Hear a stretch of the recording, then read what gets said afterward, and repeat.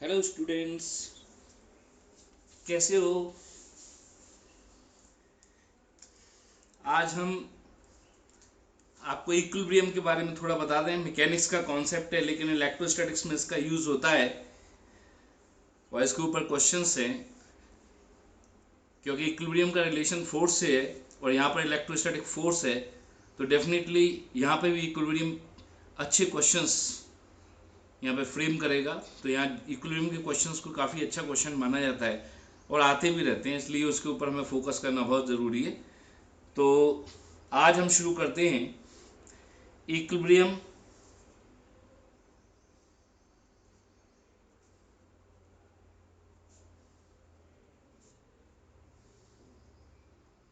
Of particles. ध्यान रख लेना, दो तरह के इक्विलिब्रियम होते हैं। इक्विलिब्रियम ऑफ पार्टिकल्स जो कि हमें यहाँ पढ़ना है, मैकेनिक्स में ही पढ़ा। एक होता है इक्विलिब्रियम ऑफ रिजिड बॉडी। तो equilibrium of particle, A particle is said to be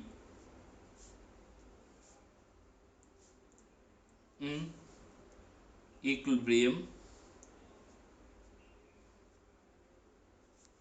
if net force on the particle is zero. A particle is said to be in the equilibrium if net force on the particle is zero. Particle पर net force zero है, यानी कोई उसमें acceleration नहीं है। That is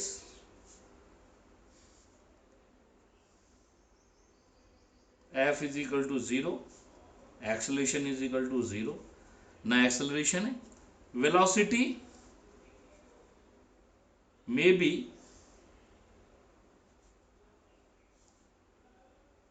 zero और constant. Velocity zero हो भी सकती है, नहीं भी हो सकती। अगर जीरो नहीं है तो कांस्टेंट होगी। तो इक्विलिब्रियम में जो है नेट फोर्स पार्टिकल पे जीरो होना चाहिए। अगर रिजिड बॉडी का इक्विलिब्रियम होता तो टॉर्क की बात करते। रिजिड बॉडी में टॉर्क और पार्टिकल में फोर्स, ये मोशन के लिए रेस्पॉन्सिबल होते हैं, उनको एक्सेलरेट करने के लिए रेस्पॉन्सिबल होते हैं। तो हम इन्हीं के बारे में डिस्कशन करेंगे। अब बात आती है इक्विलिब्रियम कितने टाइप का होता है। इक्विलिब्रियम क्या होता है ये बच्चों को पहले से भी आप लोगों को पता था। केमिस्ट्री में भी आपने केमिकल इक्विलिब्रियम पढ़ा था। और फिजिक्स के इक्विलिब्रियम क्या क्या बोलेंगे, फिजिकल। बोलना नहीं पड़ता क्योंकि इक्विलिब्रियम ऑफ पार्टिकल्स का मतलब ही फिजिकल इक्विलिब्रियम के बारे में डिस्कशन चल रहा है। तो इक्विलिब्रियम एक जनरल वर्ड है जो अलग अलग सब्जेक्ट में अलग अलग तरह से, सोशल इक्विलिब्रियम भी होता है, ठीक है। तो ऐसे इसको हमें समझना है अच्छी तरह से, और जितना ज़्यादा इसको जान जाओगे उतना ही ज़्यादा आपको इसके क्वेश्चन करने में मज़ा आएगा। देखिए, इक्विलिब्रियम के टाइप्स भी होते हैं, तो हम बता दें फिजिकल इक्विलिब्रियम के types. Types of equilibrium.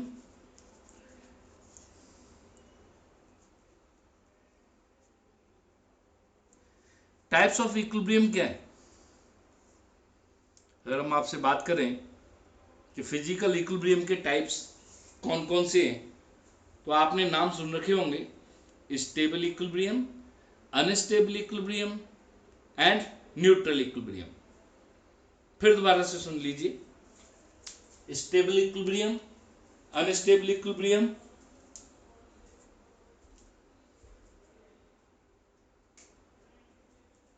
And neutral equilibrium.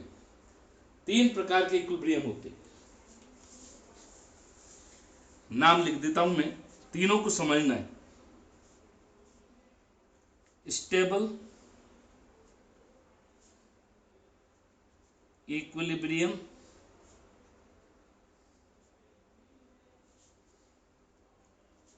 Unstable equilibrium और तीसरा होता है न्यूट्रल इक्विलिब्रियम।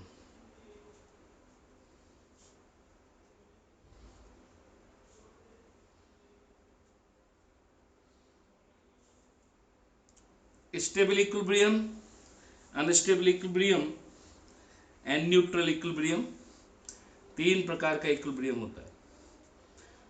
अब हमें जानना है कि ये स्टेबल और ये अनस्टेबल और न्यूट्रल इक्विलिब्रियम क्या है। ये समझने ज़्यादा हैं, इनके पॉइंट्स तो बहुत छोटे छोटे से हैं कि हम याद कर लेंगे कि इसको डिस्टर्ब कर दिया जाए फिर वापस वहीं आ जाए। इनका जो एक्चुअल मीनिंग है जो कि कई तरह से, अब देखो छोटे लेवल पर सिर्फ हम 12th की बात करें तो वहाँ हमें बहुत बेसिक सा इस इक्विलिब्रियम की जानकारी है, हम इस क्वेश्चन कर लेंगे। लेकिन जैसे हम नीट की तरफ आते हैं, जैसे जेई मेंस में जाते हैं, नीट से भी थोड़ा ऊपर जेई मेंस हो जाता है कहीं कहीं, तो वो इंजीनियरिंग का है। वो इंजीनियरिंग वाले के लिए फिजिक्स की डीप नॉलेज या उसकी करेक्ट नॉलेज होना ज़रूरी है। कुछ कॉन्सेप्ट को अपने हिसाब से मोल्ड करके भी लोग बताते हैं, लेकिन करेक्ट बात बिल्कुल पता होनी चाहिए, पूरी बातें पता होंगी तभी जाकर के कुछ क्वेश्चन सॉल्व होंगे, अदरवाइज नहीं होंगे। तो हम स्टेबल इक्विलिब्रियम पर आ जाते हैं सबसे पहले। What is stable equilibrium?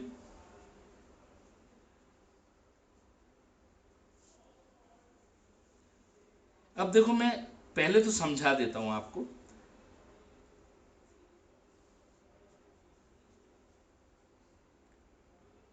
जैसे मान लो ये एक कोई भी कंटेनर है और एक मार्बल या हम कह सकते हैं एक छोटा सा स्मॉल स्फीयर इसमें पड़ा हुआ है। अगर मैं इसको डिस्टर्ब करता हूं तो मुझे मालूम है वापस लौट के आ जाएगा। यानी इक्विलिब्रियम, इक्विलिब्रियम पोजीशन में जब हम देखो कोई कोई प्रयास नहीं कर रहे, सब कुछ हमने छोड़ दिया, कोई फोर्स बाहर से नहीं लगा रहे हैं, यानी इस सिस्टम पर जब कोई फोर्स नहीं है तो हम देख रहे हैं ये पार्टिकल यहाँ पर रखा हुआ है, कोई, वो हमें मालूम है जब तक हम डिस्टर्ब नहीं करेंगे ये डिस्टर्ब होगा भी नहीं। तो ये पोजीशन कौन सी है? It is called equilibrium position.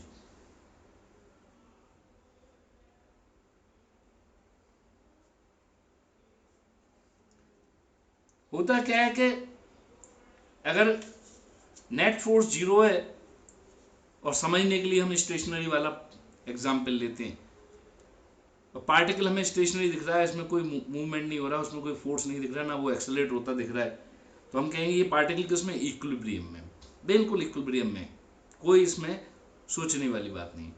लेकिन हम ये कैसे डिसाइड करेंगे कि ये इक्विलिब्रियम स्टेबल है? तो ध्यान रख लेना, स्टेबल इक्विलिब्रियम को जानने के लिए, इक्विलिब्रियम सब एक से देखें, देखने में सब में फोर्स जीरो, चाहे वो स्टेबल हो, चाहे अनस्टेबल हो, चाहे न्यूट्रल हो, सब में ही नेट फोर्स जीरो है। लेकिन जहां स्टेबल इक्विलिब्रियम होगा तो ये कैसे पता करेंगे कि स्टेबल है? उसको डिस्टर्ब करेंगे। अगर हम इक्विलिब्रियम से डिस्टर्ब करें और वो वापस वही इक्विलिब्रियम की तरफ दौड़ के आ जाए, जैसे कि पेंडुलम, जैसे ये भी एक ऑसिलेशन टाइप का ही करेगा। तो स्टेबल इक्विलिब्रियम में क्या है कि जब हम इक्विलिब्रियम पोजीशन से किसी पार्टिकल को डिस्टर्ब करें और वो वापस इक्विलिब्रियम की तरफ ही चलना शुरू कर दे, उससे दूर न रह पाए, हमेशा उसी की तरफ आने का प्रयास कर दे, चाहे किधर भी डिस्टर्ब करें वो उसी तरफ लौटने की कोशिश करेगा, तो इस इक्विलिब्रियम को हम क्या बोलेंगे? स्टेबल। तो इसमें हम लिखेंगे if A particle initially in the equilibrium, अगर कोई पार्टिकल पहले से इक्विलिब्रियम में दिख रहा है,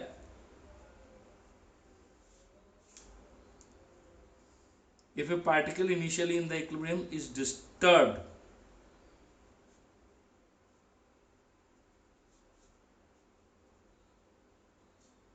from the equilibrium position,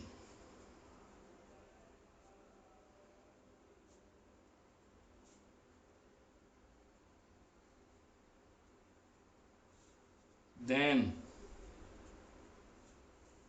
equilibrium position से इसको हम डिस्टर्ब कर देते हैं, तो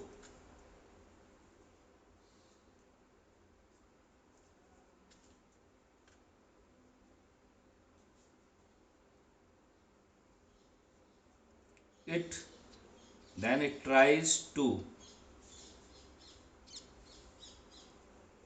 regain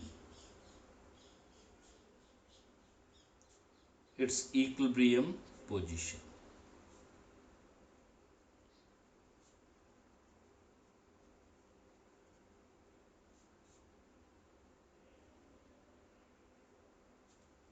And if a particle initially in the equilibrium is disturbed from the equilibrium position and it tries to regain its equilibrium position, then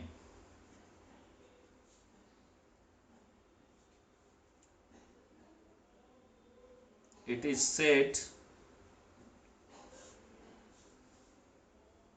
to be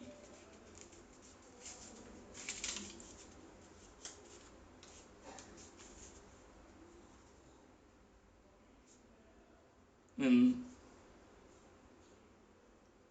the stable equilibrium. तब हम इसको स्टेबल इक्विलिब्रियम बोलेंगे.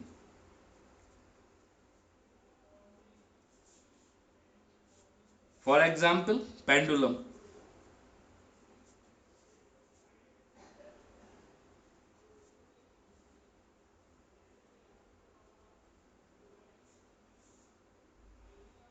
एक example पीछे, दूसरा example pendulum का ले सकते हैं. और इसके में बात बता दें स्टेबल इक्विलिब्रियम की और क्या खासियत है.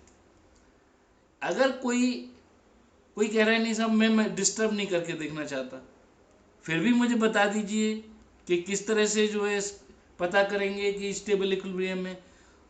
तो अगर हम फिजिक्स के रास्ते से इसको जानने की कोशिश करते हैं कि स्टेबल इक्विलिब्रियम है, तो ध्यान रख लेना कि फिर इसकी पोटेंशियल एनर्जी ही रेस्पॉन्सिबल होती है. अगर पोटेंशियल एनर्जी मिनिमम है तो डेफिनेटली उसका इक्विलिब्रियम स्टेबल होगा.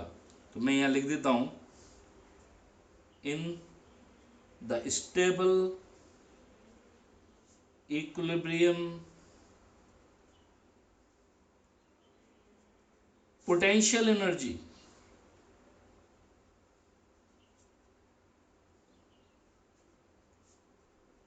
of the particle is always minimum. हमेशा मिनिमम होती है. और तीसरी बात सुन लीजिए, एक और बात जान लीजिए. इसमें जितने भी ऑसिलेशन होते हैं वो स्टेबल इक्विलिब्रियम पोजीशन के अबाउट ही होते हैं. If A particle is disturbed slightly from the stable equilibrium position,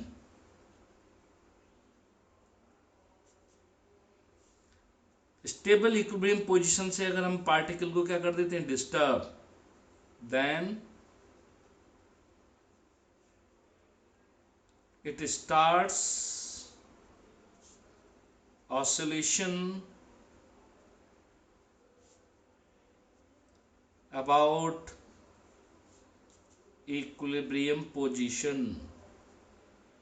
बहुत इंपॉर्टेंट बात है और मैंने इसलिए लिखी है, इसको आपको याद भी रहनी चाहिए, जरूरत पड़ती है थ्योरेटिकल क्वेश्चन में.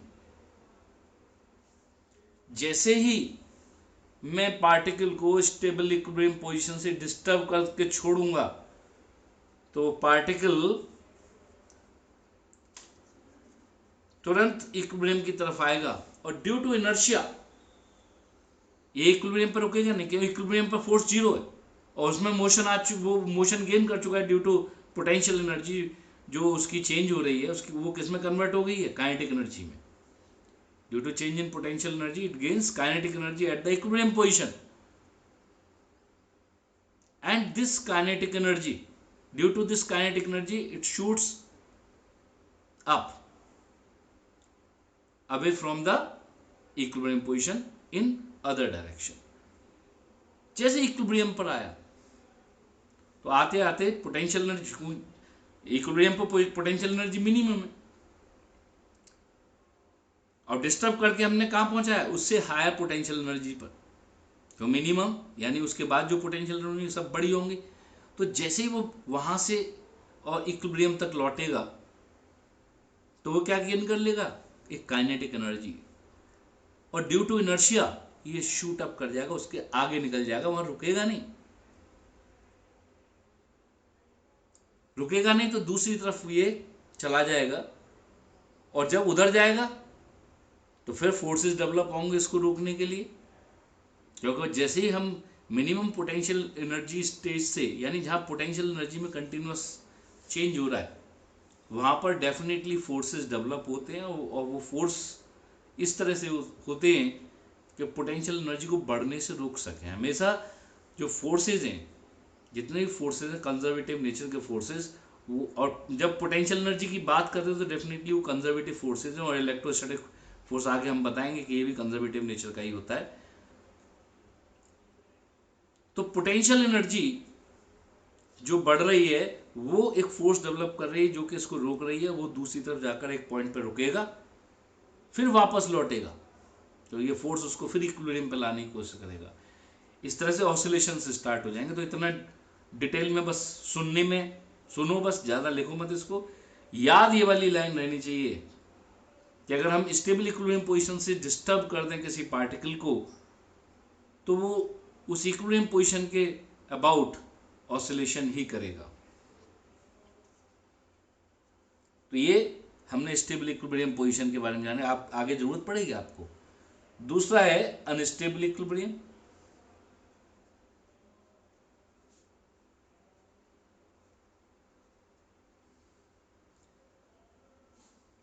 लो मैं इसका डायग्राम बना के ही आप समझ जाओगे।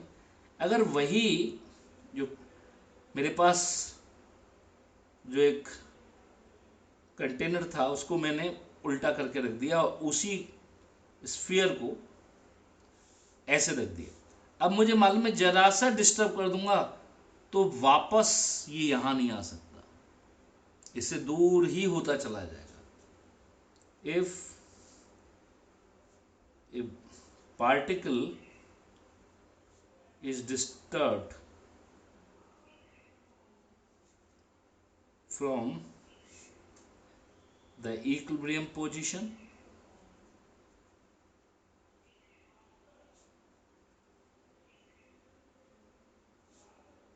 and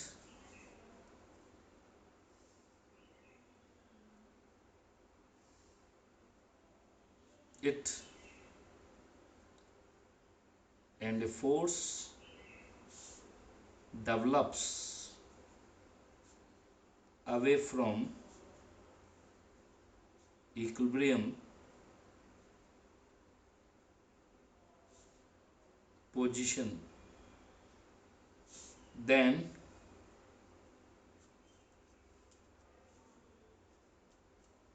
particle is said to be in unstable equilibrium।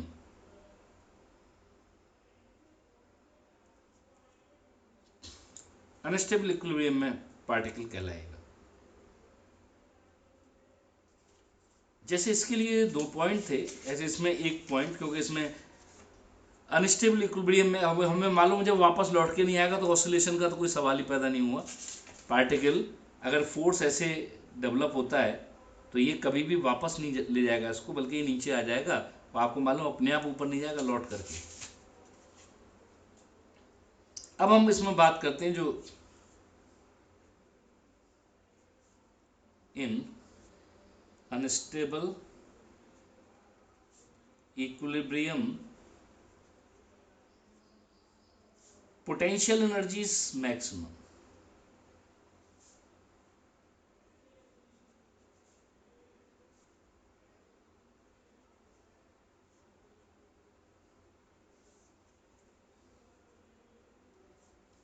Potential energy maximum होती है अनस्टेबल इक्विलिब्रियम में।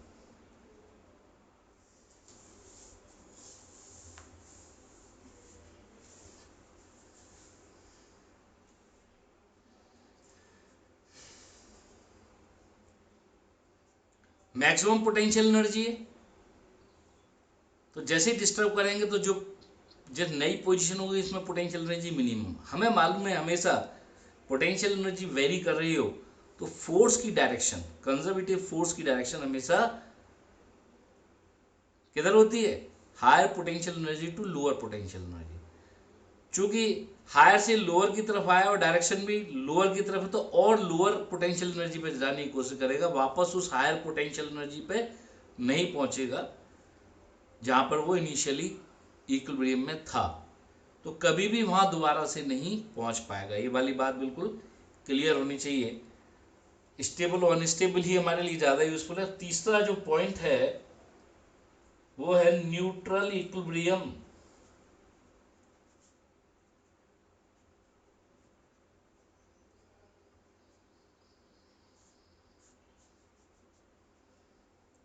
Neutral equilibrium, neutral equilibrium diagram से ही समझने की कोशिश करो कि हमें बहुत ज़्यादा डिटेल में नहीं जानी। बिल्कुल एक हॉरिजॉन्टल सरफेस है, उस पर एक मार्बल या एक स्फीयर अगर रखा है तो आपको मालूम है चाहे इसको इधर कर दो चाहे इस इधर कर दो, कोई फोर्स डेवलप ही नहीं होगा, क्योंकि हर एक जगह ईच पॉइंट पर पोटेंशियल एनर्जी क्या है, सेम। इसलिए यहां पर कोई फोर्स डेवलप ही नहीं होगा। हमेशा जिस तरफ भी करोगे डेल्टा एफ हमेशा क्या रहेगा, जीरो। चाहे इस तरफ कर दो इसे चाहे, और डेल्टा एफ जीरो, इसका मतलब जहां छोड़ दोगे वहीं पे रह जाएगा। यहां छोड़ दिया तो यहां रह गया और यहां छोड़ दिया तो इधर ही रह गया। तो न्यूट्रल इक्विलिब्रियम में क्या होता है, इफ, या शॉर्ट में लिख दो, particle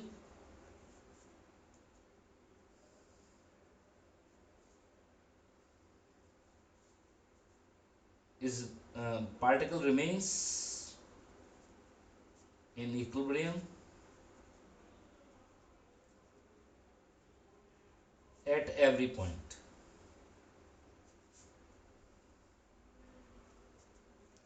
Therefore potential energy is constant.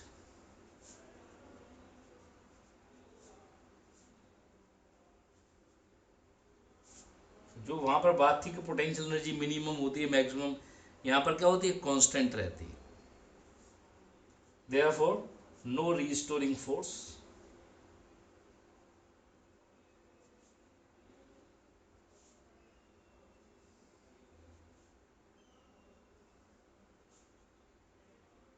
कोई भी फोर्स प्रोड्यूस नहीं होता।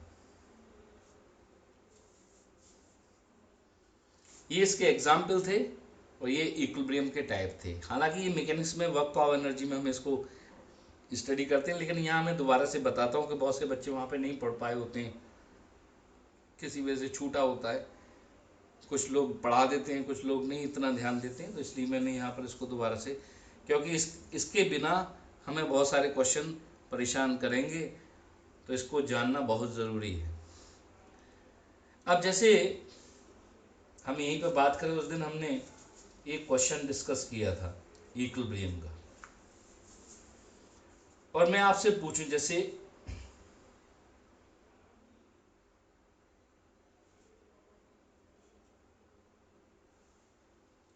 ये क्वेश्चन हम सॉल्व कर चुके हैं, तो आपको हमने बताया था उस दिन भी कि ये इलेक्ट्रोस्टैटिक फोर्स है, यहाँ वेट है, यहाँ पे भी इलेक्ट्रोस्टैटिक फोर्स है, ये वेट है, दोनों बराबर होंगे, और ये एंगल है इनके।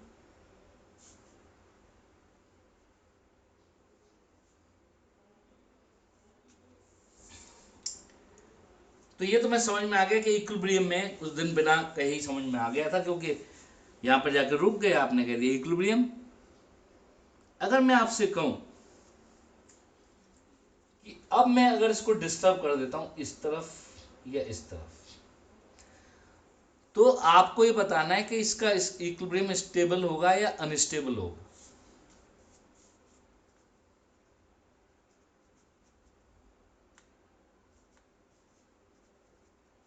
Examples, discuss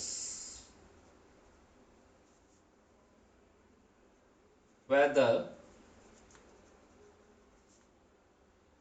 the equilibrium is stable or unstable।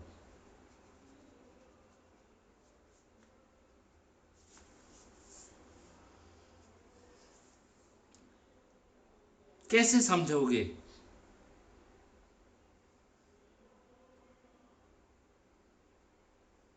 कि ये स्टेबल होगा या अनस्टेबल होगा।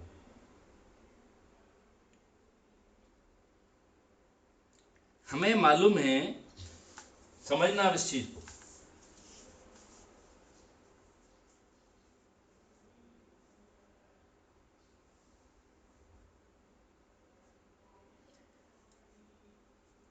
mg का एक कंपोनेंट इसको इधर लाने की कोशिश कर रहा है, fe का एक कंपोनेंट इसको इस तरफ ले जाने की कोशिश कर रहा है।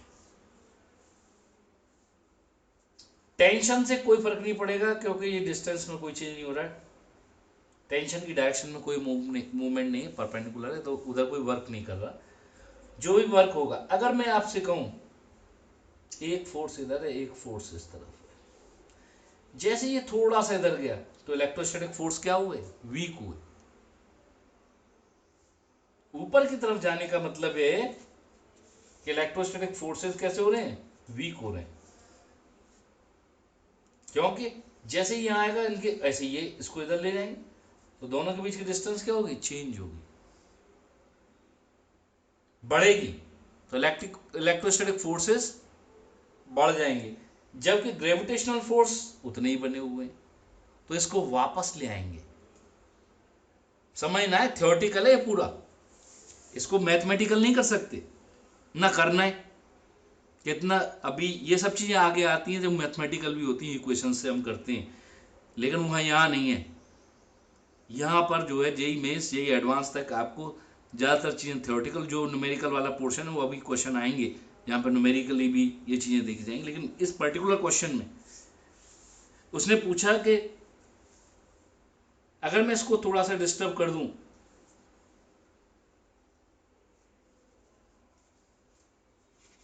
तो ये इक्विलिब्रियम में रहेगा या नहीं रहेगा, तो उसका जवाब है ये इक्विलिब्रियम में जैसे ही डिस्टर्ब कर देंगे इक्विलिब्रियम से ऊपर की तरफ, तो इलेक्ट्रोस्टैटिक फोर्सेस विल डिक्रीज, तो वेट इसको वापस लेके आएगा, यानी इक्विलिब्रियम से दूर ले गए और इक्विलिब्रियम की तरफ दोबारा आने लग गए।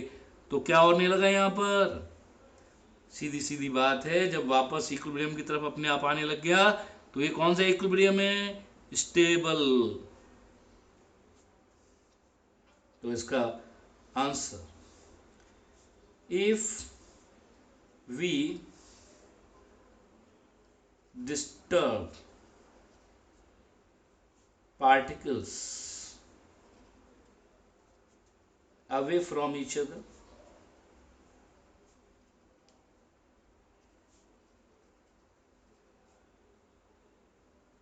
डिस्टर्ब करते हैं, एक दूसरे से दूर ले जाते हैं, तो क्या होता है?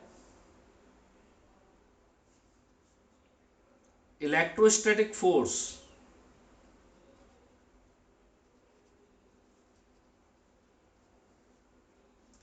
डिक्रीजेस, इलेक्ट्रोस्टैटिक फोर्स डिक्रीज करता है,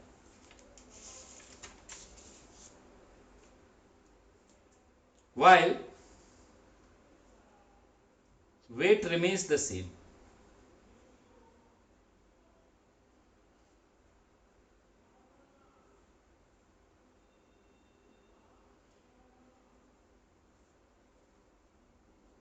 वेट वही रहता है, therefore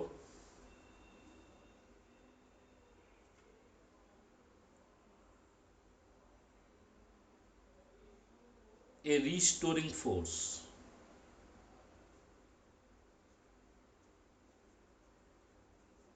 develops.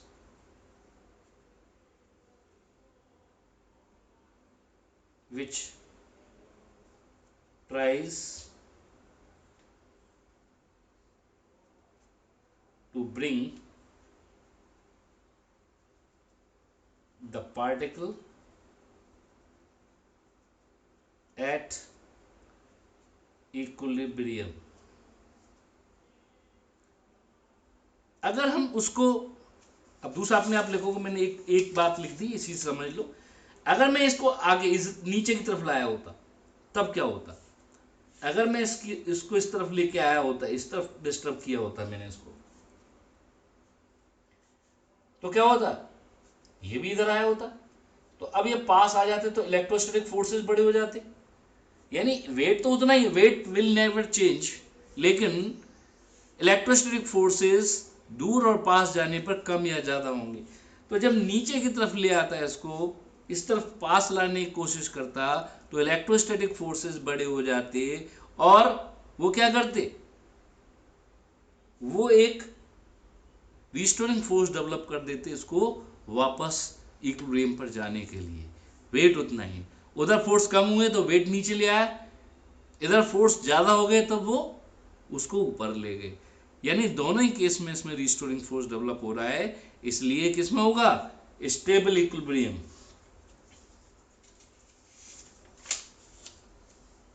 Therefore, two particles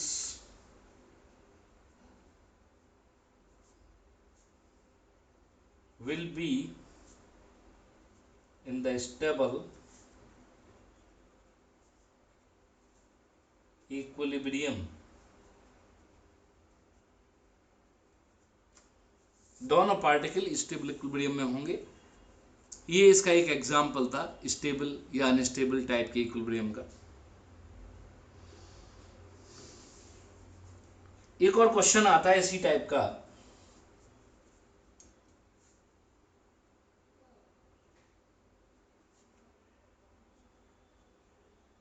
discuss the type of equilibrium.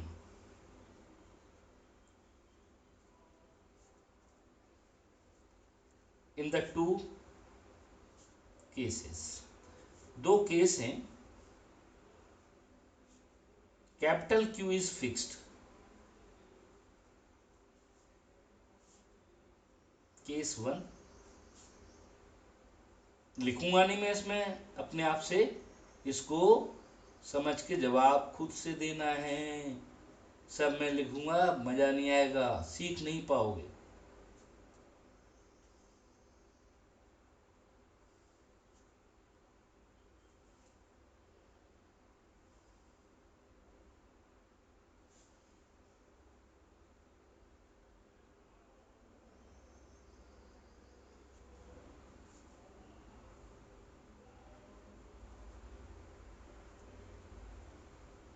Plus Q is fixed, और जो दूसरा चार्ज है पॉइंट चार्ज, उसका मास m है। Small q is free. अब आपको बताना है कि ये केस 1 है, ये केस 2 है। तो आपको ये बता देना है कि किस केस में स्टेबल इक्विलिब्रियम होगा और किस केस में अनस्टेबल, या दोनों में स्टेबल या दोनों में अनस्टेबल। अब फिर वही बात, जो फिक्स है उस पर नहीं ध्यान देंगे। फिक्स चार्ज को हमने ऐसे और दिखा दिया, ये तो सब फिक्स है, ये तो अपनी जगह से जा ही नहीं सकता है। इसमें वेट काम कर रहा है और एक इलेक्ट्रोस्टैटिक फोर्स। अब जरा देखिए, अगर मैं नीचे लाता हूं तो वेट तो वही रहेगा, वेट चेंज नहीं हुआ, लेकिन इलेक्ट्रोस्टैटिक फोर्स पास आते ही इसके क्या हो जाएगा? बढ़ जाएगा। तो जैसे ही मैं इसको नीचे लाता हूं तो डेल्टा एफ ऊपर की तरफ डेवलप होगा। ऐसे ही अगर ऊपर ले जाता हूं, एम जी उतना ही रहेगा, एफ कम हो जाएगा, तो डेल्टा एफ नीचे की तरफ डेवलप होगा। और ये किस में आ जाएगा, दोबारा से इक्विलिब्रियम में आ जाएगा। इसलिए इस पे क्या बोलें, कौन सा फोर्स डेवलप हो रहा है, since restoring force is developing, therefore stable equilibrium।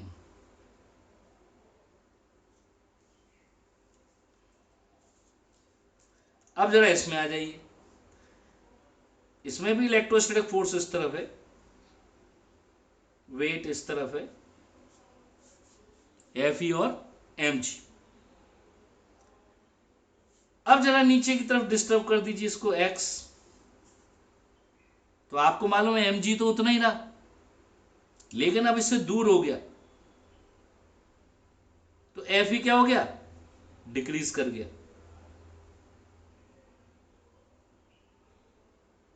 यहां पर क्या हो रहा था, नीचे लाने पर Fe इंक्रीज हो रहा था,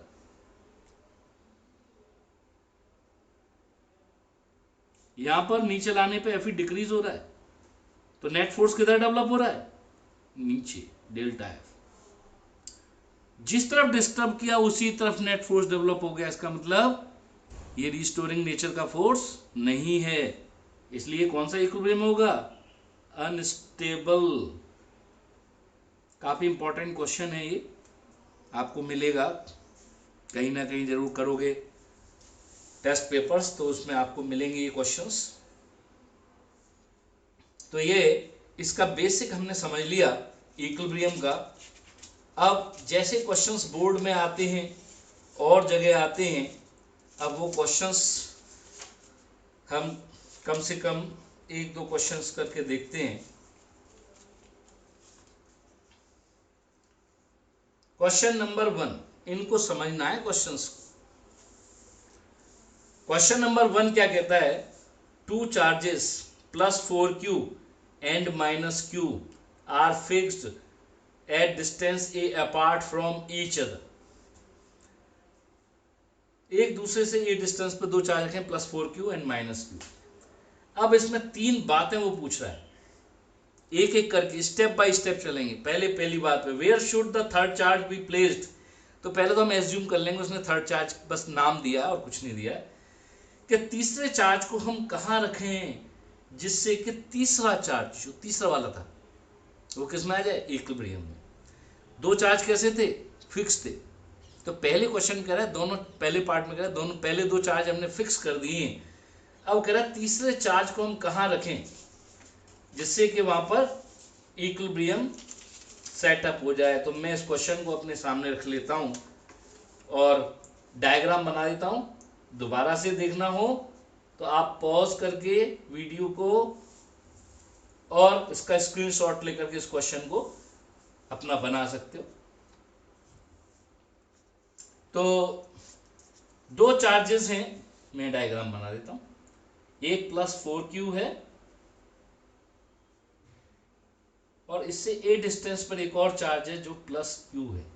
ये दोनों फिक्स हैं, मतलब ये अपने भागेंगे नहीं, कोई रिपल्सन अट्रैक्शन से ये भागेंगे दौड़ेंगे नहीं। इनके बीच की डिस्टेंस को मैंने a से दिखा दिया। अब कह रहा है थर्ड चार्ज, मान लो तीसरा चार्ज मैंने q एज्यूम कर लिया, मुझे मालूम नहीं ये पॉजिटिव है नेगेटिव है, तो दिमाग में हम पॉजिटिव ही लेके चलते हैं, ठीक है। अब ना उसने ये पूछा है कि भाई ये बताओ कि ये पॉजिटिव चार्ज है नेगेटिव, इसमें वो पूछा है इसको कहाँ रखें। मान लो हमने इससे x डिस्टेंस पे इसको रख दिया, उसने कहा कि यहां पर नेट फोर्स 0 हो जाए, तो अगर एक से x डिस्टेंस है दूसरे से a - x हो जाएगी। तो बिल्कुल सिंपल सी बात है, डिस्टेंस a है, दो पॉइंट के बीच की डिस्टेंस 10 मीटर है, अगर उनके बीच में एक पॉइंट है जो 1 से 4 मीटर है तो कहोगे दूसरे से 6 मीटर है, तो 10 - 4 = 6। बिल्कुल उसी तरह से अब क्या हो रहा है, मुझे इस थर्ड चार्ज का इक्विलिब्रियम यहां पर लाना है, क्योंकि चार्ज किसमें, इक्विलिब्रियम में। इक्विलिब्रियम का मतलब क्या है, ये 4q जितना फोर्स लगाता है, इसको मैं F1 बोल दूं, उतना ही ये +q भी इस पर फोर्स लगा रहा है, इसको मैं F2 बोल दूं। तो F1 is equal to K 4Q into Q upon X square और F2 is equal to KQ into Q, इसका चार्ज, इसको 1 बोल दिया मैंने, इस चार्ज को 2 बोल दिया, जिससे आपको दिक्कत ना हो। 1 की वजह से जो इस पर फोर्स है उसको F1 और 2 की वजह से जो इस पर फोर्स है उसको F2 बोल दिया। नेट फोर्स 0 यानी delta F is equal to 0। तो ये कब होगा? जब F1 is equal to F2, दोनों फोर्स इक्वल है और डायरेक्शन में अपोजिट है, तो नेट फोर्स क्या हो जाएगा? 0। फर्स्ट पार्ट कर रहे हैं हम क्वेश्चन का। तो देखिए K4QQ अपॉन एक्स स्क्वायर, यहां से ये वाली बात क्लियर हो गई, is equal to KQQ upon A minus X.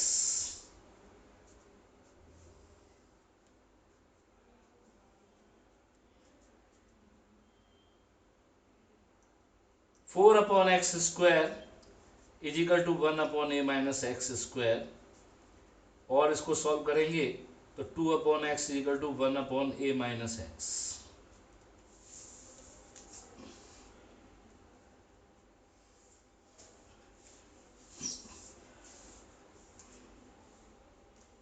और इससे बात क्लियर हो गई। 2A minus 2x is equal to X, और इसको सॉल्व करेंगे 3A is equal to 3x is equal to 2A, x is equal to 2A by 3। यानी position क्या है? Point is 2A by 3 distance apart from 4Q in between the charge।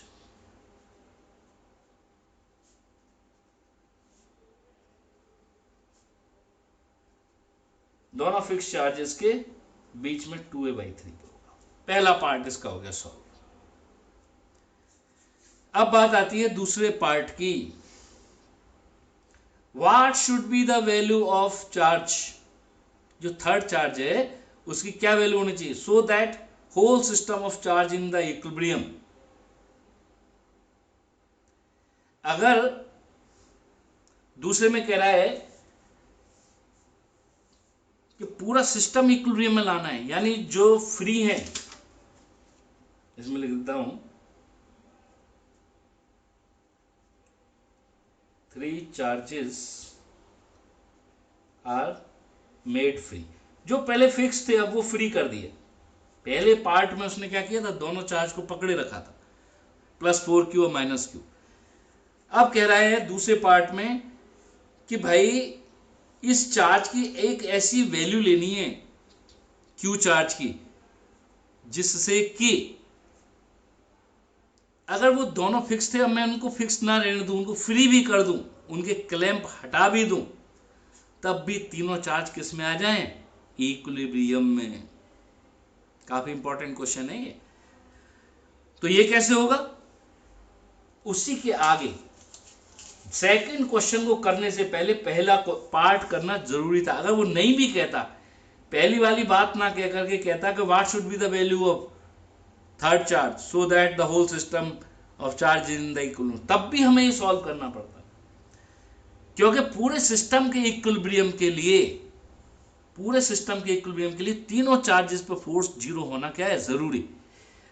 Centre जो इनके बीच में जो चार्ज था, in between the two charges, जो third charge हमने रखा था, ठीक है, उस पर फोर्स हमने क्या कर दिया? 0। यानी एक काम हो गया कि हमने इसको इक्विलिब्रियम में कर दिया। जैसे इसको 0 किया तो हमें क्या मालूम पड़ गया? पोजीशन मालूम पड़ गई। अब हम क्या करेंगे? अब हमें क्या करना है? अब हमें ये देखना है कि साइड वाले किसी भी उस पर फोर्स 0 हो जाए। तो ये पूरा एक ध्यान रख लेना, ये बात हम आपको पहले ही बता चुके हैं कि न्यूटन्स थर्ड लॉ को फॉलो करता है। अगर दो चार्ज पे फोर्स 0 है तो तीसरे पे ऑटोमेटिकली 0 होगा। रीजन भी है। न्यूटन्स थर्ड लॉ से। रीजन भी है, किसी भी सिस्टम ऑफ चार्ज पर नेट फोर्स हमेशा जीरो रहता है। दोनों एक दूसरे को एक अपोजिट डायरेक्शन में फोर्स लगाते हैं तो उनका रिजल्टेंट हमेशा पूरे सिस्टम के लिए क्या आएगा, जीरो आएगा। अगर हमारे दो चार्ज पर नेट फोर्स जीरो हो तो तीसरे चार्ज पे भी नेट फोर्स जीरो होगा, क्योंकि तीनों को मिला के नेट फोर्स जीरो होना चाहिए। तो दो का जीरो, तो तीसरे पे अगर जीरो नहीं हुआ तो फिर नेट जीरो नहीं हो पाएगा, इसलिए थर्ड चार्ज पर भी फोर्स क्या होगा, जीरो। तो हमने एक पर तो जीरो कर दिया पहले पार्ट में, अब किसी दूसरे चार्ज को पकड़ के उस पर फोर्स जीरो करने की कोशिश करते हैं। तो मैं दोबारा से इस डायग्राम को बनाता हूं, +4q, q भी रखा है बीच में। अब मैं डिस्टेंस लिख देता हूं जो मैं कैलकुलेट कर चुका हूं, 2a/3 और a/3, और दूसरा चार्ज है +q। अब मैं किसी भी एक चार्ज आइदर +q पर और +4q पर जीरो कर दूं। मान लो मैंने ये सेकंड चार्ज ले लिया, अब मैं निकालना चाह रहा हूं नेट फोर्स ऑन 2। क्या होगा, एक तो होगा 4q की वजह से, तो नेट फोर्स क्या होगा, ड्यू टू 4q। एक तो कौन सा फोर्स होगा, k into 4q into Q upon a², और दूसरा इस q की वजह से होगा। अब चूंकि फोर्स एक वेक्टर क्वांटिटी है, मुझे मालूम है नेट फोर्स तभी जीरो हो सकता है जब इसका फोर्स किस तरफ डेवलप हो, ये फोर्स इस तरफ डेवलप होना चाहिए और वो इसी के बराबर हो। तो F dash must be opposite to, ये थर्ड है, इस फोर्स का नाम भी डाल देते हैं। ये फोर्स कौन सा है, 2 पर तीसरे की वजह से, सॉरी 2 पर पहले की वजह से, F2 पर। और जो F डैश इसका नाम क्या है, फोर्स ऑन 2 ड्यू टू 3। तो F dash must be opposite to F21, ये अपोजिट होना चाहिए।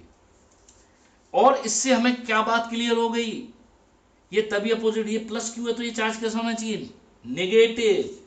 मैंने कहा ना कि जबरदस्ती साइन मत लेके आओ उसमें, लॉजिकली करो, क्योंकि ये वेक्टर्स हैं, इनको जब मैग्नीट्यूड से कर रहे हैं तो साथ में वेक्टर की जो कंडीशंस हैं उनको हम लेके चलेंगे तो हमें ज्यादा इजी लगेगा। हम सोचेंगे साइन खुद ही निकल के आया उसमें चार्ज का, ना, जरूर नहीं, ऐसा कहीं नहीं लिखा है कि चार्ज का साइन खुद निकाल के देना है उसमें। हम इसको वेक्टर से कर रहे हैं, मैग्नीट्यूड अलग सॉल्व करो और डायरेक्शन को जो उसके, और हमारे पास लॉजिक है क्या कि लाइक चार्ज में रिपल्सन, अनलाइक चार्ज में अट्रैक्शन। तो जैसे ही फोर्स का डायरेक्शन हमने डिसाइड किया कि इधर होना चाहिए तो हमें उसका चार्ज का साइन मालूम पड़ गया, therefore Q must be negative, negative हो गया।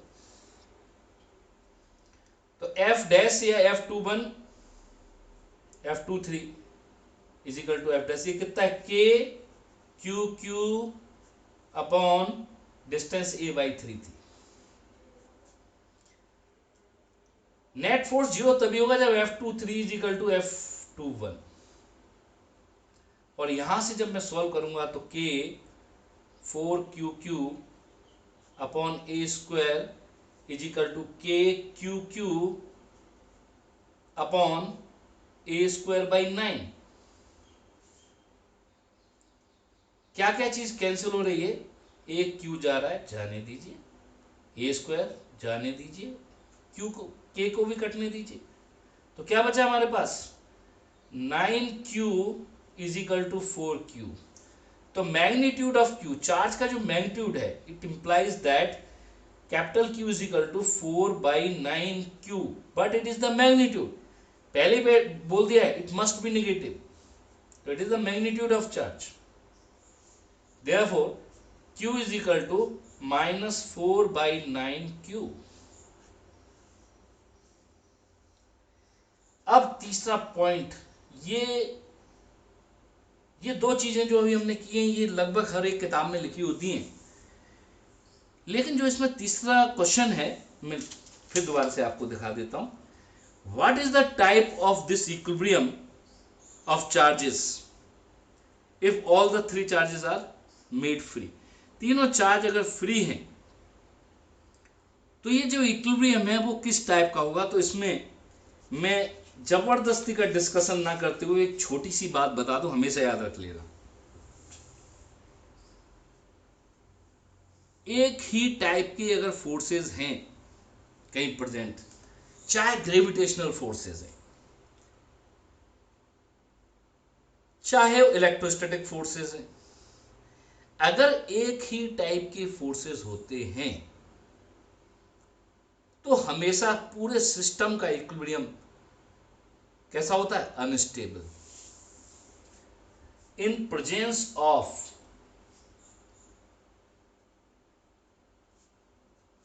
One type of forces, for example either electrostatic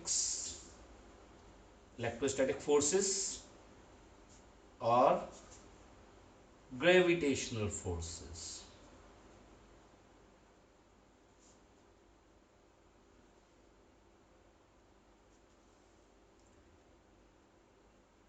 System of particles must be in unstable equilibrium. एक ही हो कोई भी, चाहे ग्रेविटेशनल फोर्स में का वो सिस्टम हो, चाहे वो इलेक्ट्रोस्टैटिक फोर्स का, हमेशा कैसा इक्विलिब्रियम होगा, अनस्टेबल इक्विलिब्रियम होगा, क्योंकि एक ही टाइप के फोर्सेस हैं यहां पर।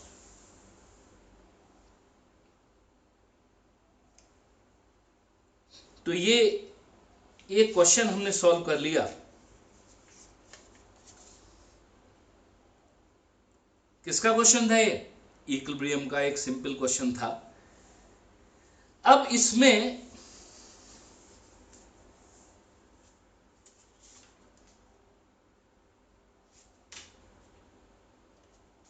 अब क्या है कि इसमें देखो +4q और +q चार्ज थे। अब मैं इस क्वेश्चन में थोड़ा चेंज कर देता हूं, अगर ये +4q और -q चार्ज होते तो फिर इस क्वेश्चन का जवाब क्या होता, ये हमें बताना है। तो तीसरे क्वेश्चन में तो कोई जवाब चेंज नहीं होना, that is always unstable equilibrium. ध्यान रख लेना, सिस्टम ऑफ चार्ज। आप कहोगे कि अभी आपने बताया कि स्टेबल इक्विलिब्रियम भी हो जाता है जब दो चार्ज फिक्स हैं और तीसरे कोई मैं इक्विलिब्रियम में देख रहा हूं, तो वहां अकेले चार्ज की बात कर रहा है, दो को पकड़ रखा है मैंने एक एक्सटर्नल फोर्स लगा रखा है, नहीं समझ में बात। तो उसकी वजह से वहां पर जो है स्टेबल भी इक्विलिब्रियम हो सकता है, अनस्टेबल भी हो सकता है, लेकिन सारे चार्ज को फ्री छोड़ दिया जाए तब सिस्टम ऑफ चार्ज हमेशा अनस्टेबल इक्विलिब्रियम में ही होगा। अगर इक्विलिब्रियम बाय द वे बन भी गया है तो वो अनस्टेबल, पहले तो इक्विलिब्रियम ही उसमें बहुत ही एक सर्टेन पोजीशन पे वो इक्विलिब्रियम में होगा, बाकी सब जगह तो वो आउट ऑफ इक्विलिब्रियम में होगा, और वो भी कैसा होगा, अनस्टेबल इक्विलिब्रियम होगा। तो अगर +4q के साथ एक -q चार्ज दिया होता, उसने +q की जगह -q, और मैं उसी अंदाज में इसको सॉल्व करता जा रहा होता, मैं कहता लाओ बीच में रख लेता हूं थर्ड चार्ज को, तो फिर क्या नौटंकी होती कि भाई ये इसको रिपेल कर रहा है, ये अट्रैक्ट कर रहा है, दोनों फोर्स एक ही तरफ आ गए, तो नेट फोर्स 0 नहीं हुआ, यानी यहां पर बीच में रखने का कोई लाभ नहीं है, यहां पर इक्विलिब्रियम नहीं मिलेगा। तो फिर कहां रखूं, या तो इस तरफ रखूं, यहां पे रखता हूं तो तीसरे चार्ज को ये नेगेटिव है, ये अगर अट्रैक्ट कर रहा होगा तो ये वाला क्या कर रहा होगा, रिपेल कर रहा होगा। अगर इसको पॉजिटिव मान लिया जाए, पॉजिटिव भी हो सकता है, नेगेटिव भी हो सकता है, कुछ भी हो सकता है। इधर रखूं तब भी यही है कि एक रिपेल कर रहा होगा, एक अट्रैक्ट। लेकिन ये वाली बात सही है, इसमें डाउट, क्यों डाउट है, बड़ा चार्ज पास, छोटा चार्ज दूर, कभी भी ये इतना फोर्स डेवलप नहीं कर पाएगा कि इसके फोर्स को बैलेंस, क्योंकि छोटा चार्ज दूर हो गया है और बड़ा चार्ज पास, तो इसका फोर्स हमेशा बड़ा होगा इस पर, इसकी तुलना में। लेकिन यहां पर छोटा चार्ज पास है, बड़ा चार्ज दूर, तो बड़ा चार्ज दूर से भी उतना फोर्स प्रोड्यूस कर सकता है जो छोटे के फोर्स को नलीफाई कर दे, इसका मतलब ये वाला केस सही है। अब मैं इसको थोड़ी देर के लिए एक्स एज्यूम कर लूं, ये तो ए था ही, तो ये ए प्लस एक्स हो जाएगा। अब इसको जल्दी से सॉल्व कर देते हैं कि इसका नाम हमने 3 डाल दिया, ये 1 था, ये 2 था, तो F3 1 K4Q into Q upon A plus X square, और F3 2 ये हो गया F Q into Q upon X square, दोनों बराबर हैं।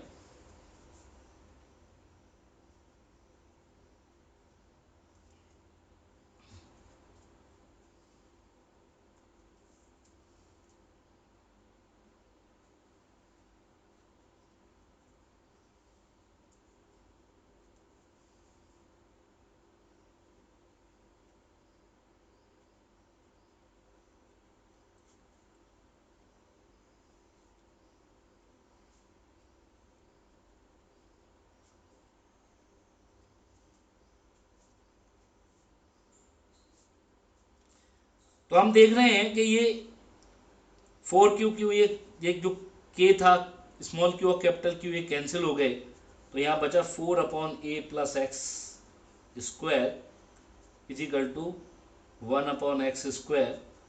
पूरे को अगर रूट ले लूँ दोनों तरफ से, तो ये क्या हो गया, 2 upon A plus x is equal to 1 upon x, या 2x is equal to a plus x. This implies that x is equal to a. तो ये डिस्टेंस पे मैं इसको रखूंगा तो हमें क्या मिल जाएगा, इसका इक्विलिब्रियम मिल जाएगा। अब अगर इसकी वैल्यू क्या हो, वैल्यू भी निकाल सकते हो, इस पे फोर्स 0 कर लिया, किसी दूसरे पे फोर्स 0 कर लो। तो ये तो रहा फर्स्ट पार्ट। सेकंड पार्ट के लिए हम क्या करेंगे, मान लो इस मिडिल चार्ज पे हम फोर्स 0 निकालते हैं, F2 net is equal to 0। तो दूसरे पर फोर्स कौन लगा रहा है, 1 लगा रहा है, तो ये इसको अपनी तरफ क्या कर रहा है, अट्रैक्ट कर रहा है, तो ये भी इसे क्या करना चाहिए, अपनी तरफ अट्रैक्ट करना चाहिए, तो कैंसिल होगा, यानी Q मस्ट बी पॉजिटिव। ये इसको क्या कर रहा है, अट्रैक्ट कर रहा है, इस तरफ फोर्स लगा रहा है, तो इसका फोर्स इसके अपोजिट यानी इस तरफ, और इस तरफ का मतलब अट्रैक्शन, और अट्रैक्शन कब होगा, जब Q का होना चाहिए पॉजिटिव। तो Q की हमें जैसी साइन पता पड़ा। अब रही बात मैग्नीट्यूड की, ये कितनी डिस्टेंस पर है, ए डिस्टेंस पे, और ये भी कितनी डिस्टेंस पे, ए पर, दोनों बराबर डिस्टेंस पर, दोनों चार्ज बराबर होने चाहिए कि नहीं। तो क्या हो जाएगा, K4Q into Q upon A square is equal to KQ into Q upon A square, यहां से Q is equal to plus 4Q, Q का मैग्नीट्यूड क्या हो जाएगा 4Q, या Q is equal to plus 4Q। और थर्ड वाले part का आंसर तो सेम रहना है। अगर पूरा सिस्टम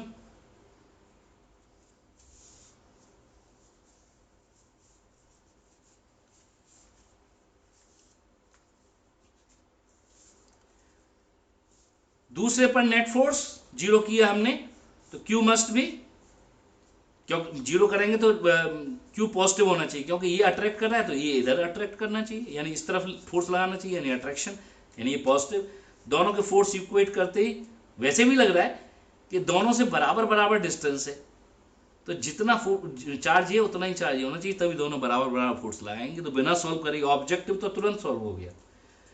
अब बात आती है कि पूरे सिस्टम का जो इक्विलिब्रियम होगा वो हमेशा अनस्टेबल होगा, ये हम पहले भी आपको बता चुके हैं अभी इससे पहले वाले क्वेश्चन में, क्योंकि पूरे सिस्टम ऑफ चार्ज पार्टिकल पर नेट फोर्स जो जो उसका इक्विलिब्रियम है एक ही टाइप के फोर्सेस के प्रेजेंस में, वो हमेशा कैसा होता है, अनस्टेबल होता है। इसलिए हम जो है इसको बिना किसी मैथमेटिकल बात के डायरेक्ट कहेंगे कि इट इज़ ए कॉन्सेप्ट। ठीक है, अब इस कॉन्सेप्ट के पीछे के लॉजिक क्या है, कौन सी थ्योरम इसमें काम कर रही है, वो बीएससी और उधर थोड़े पढ़ाए जाते हैं, तो मैं लेकिन यहाँ यूज़ होते हैं, तो इसलिए हम इनके बारे में यहाँ डिस्कस कर रहे हैं। तो आज के लिए इतना ही काफ़ी है। तो मेरे ख्याल से आपको इक्विलिब्रियम अच्छी तरह से समझ में आ गया होगा। इस वीडियो को आप दोबारा से भी देख लेना, एक बार में समझ में ना आए कि थोड़ा सा टफ बच्चों को ये लगता है, लेकिन इसके क्वेश्चन बोर्ड में आते हैं, ये +4Q और Q वाले इसकी जगह +4E और +E करके भी क्वेश्चन आ चुके हैं। ये सब बोर्ड के क्वेश्चन हैं, तो अभी हम सीधा बोर्ड तक ही चल रहे हैं। आगे जब हम कॉम्पिटिटिव वाली चीज़ें हैं वो एक पूरी लेक्चर उसी के ऊपर होगा जिसमें हम जेई मेंस और थोड़े एडवांस के क्वेश्चन डालेंगे। तो अब जल्दी से इसका टाइम आने ही वाला है, क्योंकि कूलम्स लॉ पूरी तरह समाप्त हो गया है। अब कूलम्स लॉ में कुछ भी नहीं बचा है। अब एनसीईआरटी के कुछ क्वेश्चंस जो मुझे लगेगा कि ये क्वेश्चंस बच्चों को थोड़े दिक्कत करते हैं, वैसे क्वेश्चंस, हालांकि मैंने बहुत कुछ इसमें डिस्कस किया है, फिर भी मैं एक बार एनसीईआरटी के कुछ क्वेश्चंस देख लूँगा जो मुझे लगेगा, तो उनको मैं, या आप लोगों को लगता है कि कुछ क्वेश्चन जो समझ में नहीं आ रहे हैं तो आप मुझे मैसेज कर सकते हैं कि एनसीईआरटी का ये क्वेश्चन बता दीजिए, या किसी भी दूसरी जगह से कोई क्वेश्चन है, जैसे जेईई मेंस या नीट की तैयारी कर रहे हैं, तो आप वो, मैंने व्हाट्सएप नंबर आपको बोल दिया है पहले, और नहीं पता है तो फिर दोबारा से लिख लीजिए। यहाँ मैं लिख देता हूँ, ये मेरा व्हाट्सएप नंबर है 8979184291। आप चाहो तो यहाँ पर मुझे इस व्हाट्सएप नंबर पर आप क्वेश्चंस भेज सकते हो, और अपना नाम, और वो तो मैं आपका इंडिकेट करते हुए एक पूरी वीडियो बना दूंगा जिसमें ये डाउट्स होंगे। तो आज के लिए इतना ही काफ़ी है, और जिनको ये अच्छा लग रहा हो वो इसको